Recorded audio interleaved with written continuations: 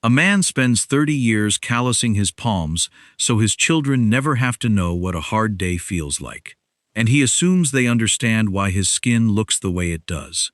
He assumes they see the scars, the dark grease ground permanent into the knuckles, and the split thumb skin every November as proof that he was there, standing between them and the cold.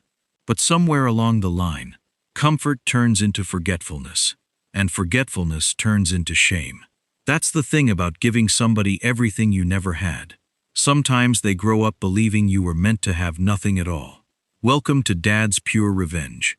I'm glad you're sitting down with me today. Before we get into this one, take a quick second to leave a comment down below and tell me where you're tuning in from, and hit that subscribe button if you believe a father's honest work is something to be proud of, not hidden away in the back row. It really helps us keep bringing these real stories to light. To understand how I ended up sitting on a rusty tailgate outside the Grand Oaks Manor on a 62-degree Saturday while my only daughter got married inside, you have to know about Clinton. Clinton was my wife's second husband. Though he'd been in the picture so long, he treated the house like he'd laid the foundation himself. Clinton worked in corporate risk management out of an office in downtown Richmond, Virginia. He wore shirts that smelled like lavender ironing water, drove a pristine silver Audi that he washed twice a week even when it didn't rain, and had hands so smooth they looked like they'd never lifted anything heavier than a leather-bound day planner. My daughter, Chloe, was 26. Ever since her mother and I split up when she was 9, I did everything by the book. I stayed in the same 3-bedroom split level on Oak Ridge Lane, so she'd always have the same phone number to dial. I paid my child support 3 days early, every single month, for 9 years straight. When she wanted to play travel soccer, I took on extra weekend overhauls at the shop. When she wanted to go to James Madison University, I didn't let her take out loans.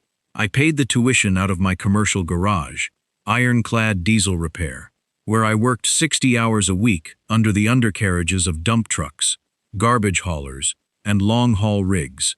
My name is Hank Miller. I'm 54 years old, and if you saw me in the aisle at the grocery store, you'd probably step a little to the side. I've got grease under my fingernails that no scrub brush on earth can move. The diesel oil gets down into the deep lines of your skin after 30 years, and it stays. My right ring finger was crushed in a hydraulic lift leak back in 2011, leaving the middle knuckle thick and slightly crooked. I'm not a handsome man, and I've never pretended to be a refined one. My big mistake, and I admit this plain as day, was believing that hard work carried its own dignity, and that the people you bled for would naturally see it the same way. I never asked Chloe to thank me for the grit under my nails. I just thought she understood where her tuition checks came from. The wedding was planned for October 12th. Chloe was marrying a young man named Garrett, who came from a very old, very polished family over in Charlottesville. For 8 months, all I heard about was the venue, the catering, the color schemes, and the guest list. I didn't mind. I was proud of her. I offered early on to take care of the cost. I didn't have a giant trust fund, but I'd saved steadily for 20 years in a money market account at First National Bank. When the quotes came in, I wrote 3 checks totaling $34,000 to cover the venue, the floral arrangements, and the main dinner. I didn't ask for my name on the invitations. I didn't ask for a speech. I just wanted to walk my girl down the aisle, hand her off to a good man, and dance one dance before I went back home. The crisis hit on a Tuesday afternoon, October 8th, at precisely 3:15 p.m. I was under a Mack truck transmission when my phone vibrated against the concrete bay floor. It was Chloe. I wiped my hands on an old red shop rag, but the oil was already dry and black on my palms. "Hey kiddo," I said, leaning against the workbench. "Everything all right with the florist?" There was a long pause on the line. I could hear the faint hum of an air conditioner in the background, and the light tapping of her nails against a desk. "Dad," she began. Her voice didn't sound angry. It sounded measured, rehearsed, like she was reading from a card she'd practiced in the mirror all morning. "We need to talk about the ceremony walkthrough on Friday." "Sure," I said. "I've got the shop covered. I'll be there at 4 sharp. Well, That's what I'm calling about, she said. She cleared her throat softly. Garrett's family. They've hired a professional photographer from Washington. He's doing high-detail close-up shots of the handoff at the altar.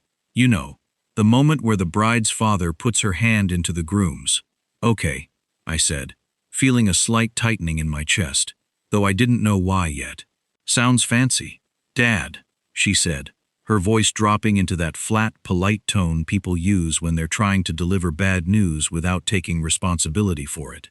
We've been looking at the logistics. Clinton's going to walk me down the aisle. The shop noise seemed to drop away. Out in the yard, Boyd was running an impact wrench on a tire, but it sounded like it was coming from underwater. Clinton? I asked slowly. Chloe, I paid for the venue. I paid for the caterer. I'm your father.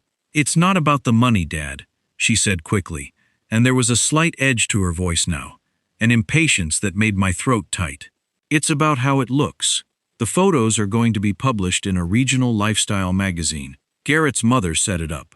Clinton has, well, Clinton looks the part. He wears a tailored tuxedo properly. And your hands, she stopped. I stood there in my steel-toed boots, holding that red shop rag, looking down at my right hand. What about my hands, Chloe? Your hands are too disgusting to walk me down the aisle, she said. The words came out clean, sharp, and without a single tremor. They're permanently stained. Dad, the skin is scarred and thick, and that crooked finger, it's going to ruin the close-up shots. It doesn't match the aesthetic. Clinton's hands are neat. He looks like he belongs there. You can still come, of course. We have a great table saved for you near the back, right by the terrace doors so you can step out if you need to. I didn't yell. I didn't slam my fist down on the workbench. Real pain doesn't make you want to scream. It just makes you feel very cold, very fast. Your hands are too disgusting, I repeated quietly, just so I could hear how the words sounded coming out of my own mouth. Don't be dramatic, Dad, she sighed, sounding tired, like I was a child refusing to eat his vegetables. It's one day. It's my day. You should want me to have the wedding I've always dreamed of. Clinton agreed to do it, so it's all settled. We'll see you Saturday at 5. She hung up. I stood in the shop for 4 full minutes without moving. The clock above the office window clicked every 60 seconds. Tick, tick, tick. My lead mechanic, a 58-year-old man named Boyd who had worked alongside me since 2004, walked over carrying a torque wrench. He didn't say anything at first. He just looked at my face, then down at the phone in my hand. Boyd was a man of few words. He had 3 daughters of his own and a spine made of iron ore. Everything all right, Hank? Boyd asked softly. Chloe says my hands are too dirty for the wedding pictures, I said. My voice was completely steady, which surprised even me. She's got Clinton walking her down instead. Boyd stopped. He looked down at his own hands, scarred, calloused, stained with 50 years of grease and hard labor, and then he looked up at me. He didn't curse. He didn't blow up. He just set his torque wrench down on the hood of a Ford F-150 with a slow, deliberate metal clang. A man's hands build the house his children sleep in, Boyd said, his voice low and gravelly. If the children don't like the look of the wood, that's on them. But the house is still yours, Hank. He walked over to his cooler, pulled out an unopened bottle of black coffee, set it on my workbench, and walked back to his bay without another word. That was Boyd's way. He didn't offer fake sympathy. He just handed you something solid to keep you grounded. I sat in my office that night until 8 p.m. I didn't cry. I didn't get mad. But something inside me shifted. Not like a glass breaking, but like a heavy vault door, swinging shut on a greased hinge. I pulled up the invoices on my computer screen. When I'd signed the contracts for the Grand Oaks Manor back in February, the event coordinator, a sharp, professional woman named Mrs. Evelyn Whitmore, had insisted that because I was paying the full balance up front, all contracts, vendor approvals, and facility permissions were tied exclusively to my personal account and signature. The contract clearly stated that any changes to the itinerary, vendor access, or main hall usage required the explicit written consent of the primary guarantor, Hank Miller. I called Mrs. Whitmore at her office early Wednesday morning, October 9th, 7:15 a.m. "Good morning, Mr. Miller," she said, her voice crisp and efficient. "We're all set for Saturday. The floral deliveries are scheduled for 2 o'clock.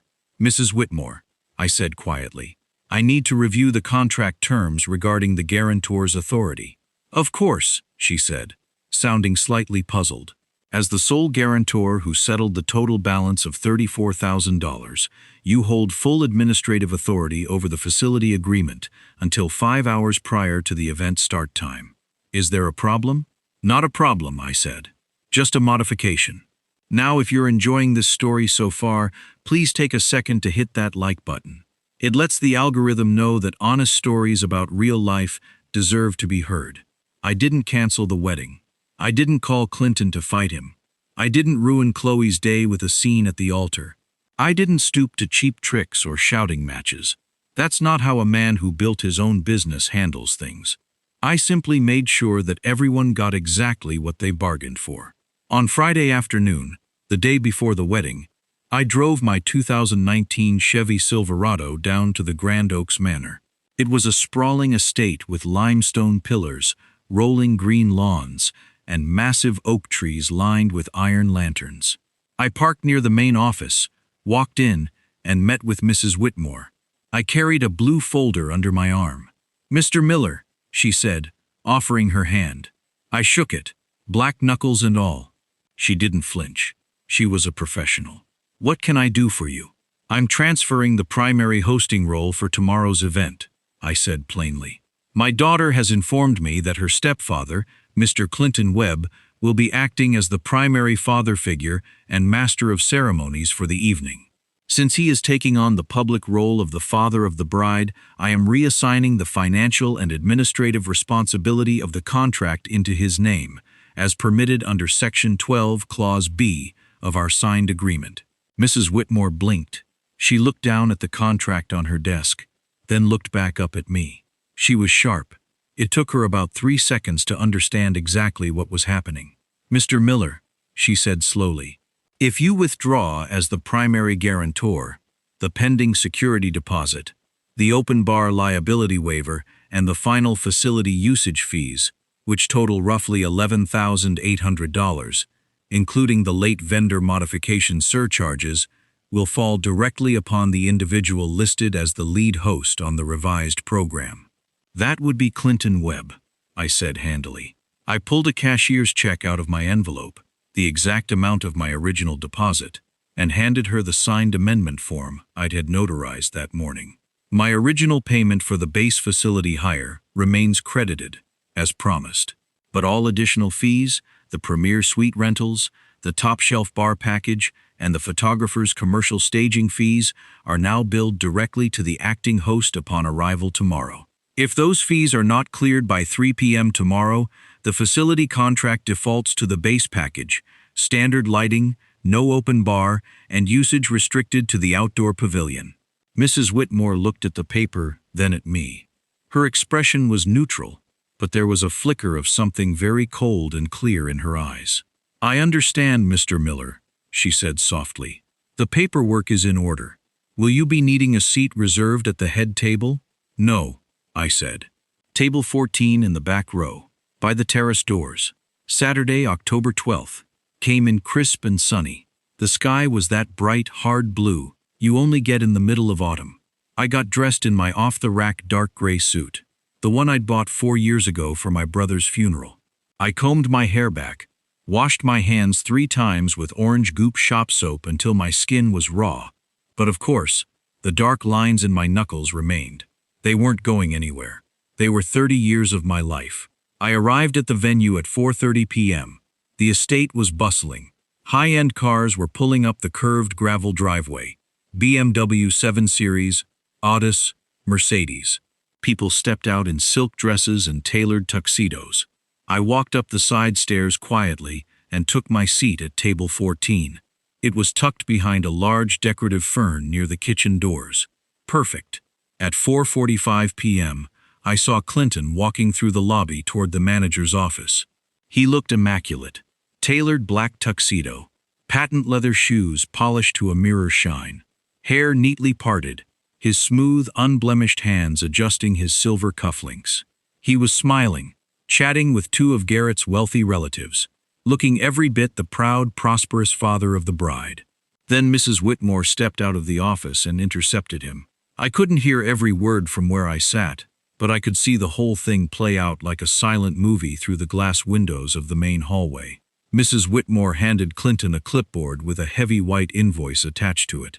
Clinton smiled, waving a hand casually as if to brush it off, likely assuming it was just a guest book or a sign-in sheet. But Mrs. Whitmore didn't move her arm back. She stood there, perfectly still, pointing her pen at the signature line at the bottom. Clinton's smile faded. He took the clipboard. He looked down at the paper. I watched his face change.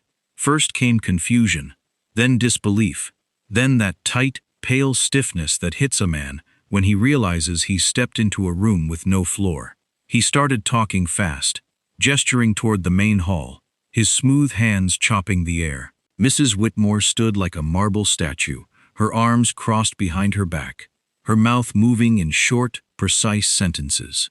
Clinton reached into his jacket pocket, pulled out his phone, and dialed frantically. 10 seconds later, my phone vibrated in my lap. I looked down at the screen. Clinton Webb. I didn't answer. I let it ring 5 times until it went to voicemail. 2 minutes later, my phone vibrated again. Chloe. I tapped the screen and brought the phone to my ear. Hello, Chloe. Dad! Her voice was frantic, hushed, and sharp enough to cut glass. She was clearly tucked away in the bridal suite upstairs. Where are you? What did you do? I'm sitting at table 14, Chloe, I said calmly, looking out over the decorated room. Near the terrace doors, just like you asked. Dad, Clinton is down in the office, and the venue manager is saying the bar package and the main hall lighting haven't been paid for. She says the contract was amended, and Clinton is listed as the host liable for $12,000. They're threatening to shut down the main reception room in 20 minutes. Well, yes, I said softly. The financial host is the father of the bride. Since Clinton is walking you down the aisle and taking the photos for the magazine, it felt only right that he represent the family in full. A man who isn't fit to walk his daughter down the aisle certainly shouldn't be masquerading as the host on the legal paperwork, right? Dad, he doesn't have $12,000 sitting in his checking account right now, she hissed, her voice trembling with a mix of fury and panic.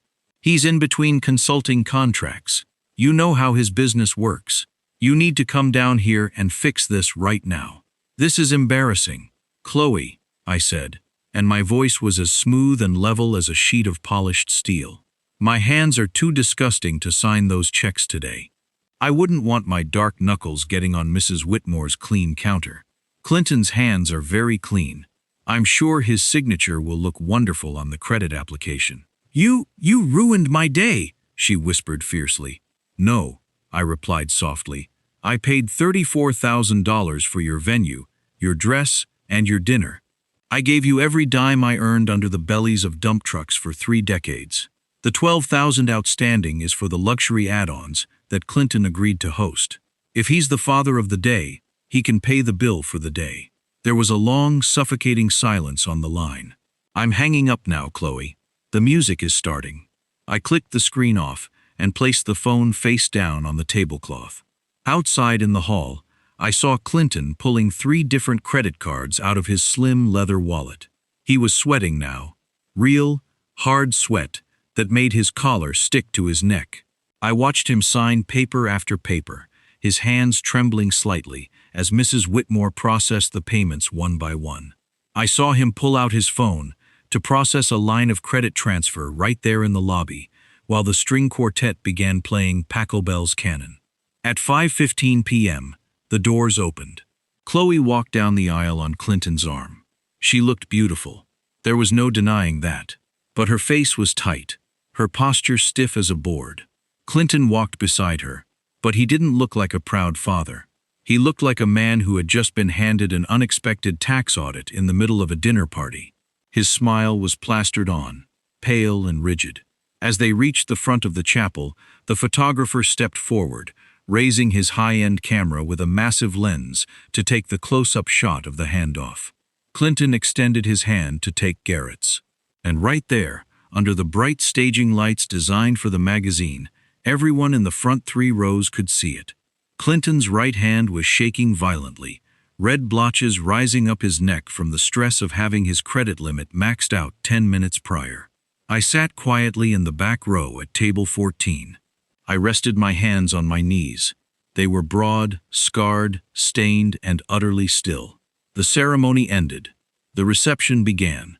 It became clear very quickly that Clinton's credit card payment had cleared the bare minimum to keep the room open, but he had declined the premium bar upgrade to save $4,000.